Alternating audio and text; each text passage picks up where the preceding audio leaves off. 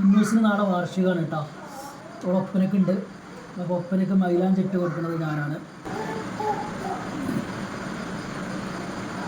നാളെ അവൾ സ്റ്റേജിൽ കയറുമ്പോൾ ഏറ്റവും വളരെ സന്തോഷം കൊണ്ട് എനിക്ക് ട്രഡീഷണൽ ഒപ്പനക്കാണ് കേട്ടുള്ളത്. അപ്പോൾ നമ്മൾ ഇന്നൂസിൻ്റെ മൈലാഞ്ചി 2 കൈയിൻ്റെ ഉള്ളിലും കഴിഞ്ഞുട്ടാ.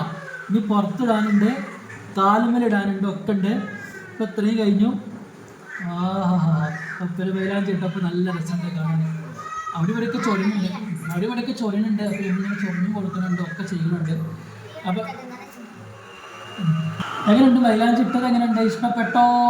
അപ്പോൾ നാളെ ഓള് തട്ടകത്തിൽ കയറാനുള്ളതാണ്. ഒരു ഒപ്പനക്ക് ആ ഒരു സന്തോഷത്തിലാണ് ഞാൻ നിൽക്കുന്നത് കേട്ടോ.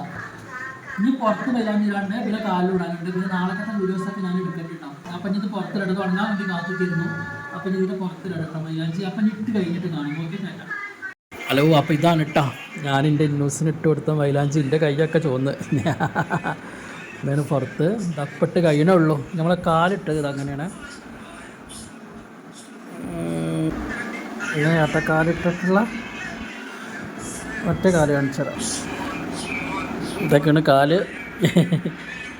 എൻ്റെ ഒരു ഐഡിയ വെച്ച് ഞാൻ ഇട്ടോക്കിയതാണ്. പാദസരം തട്ടിക്കണം, പക്ഷെ ഉണങ്ങിയിട്ടുണ്ട് കേട്ടോ സാധനം. കയ്യൊന്നും ഇവിടെ കാണിച്ചു.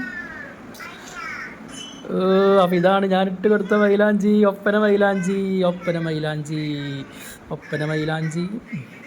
എൻ്റെ പൊന്നോ, നാളെ ഇന്നോസ് സ്റ്റേജിൽ കയറുന്ന ഒരു സന്തോഷം. നാളെ അവളെ ഒപ്പനൊക്കെ ഉണ്ട്. അപ്പോൾ ഞാൻ വീഡിയോസൊക്കെ എടുക്കണ്ട കേട്ടോ. ഇന്നൂസിന് ഞാൻ കാണിക്കാത്ത, ഇന്നൂസ് കുപ്പായിട്ടിട്ടില്ല, അതുകൊണ്ടാണ് അവളെ കൈ മാത്രം കാണിക്കണം. അപ്പോൾ ഓക്കെ, അപ്പോൾ ഇനി നമുക്ക് നാളെ കാണാം കേട്ടോ.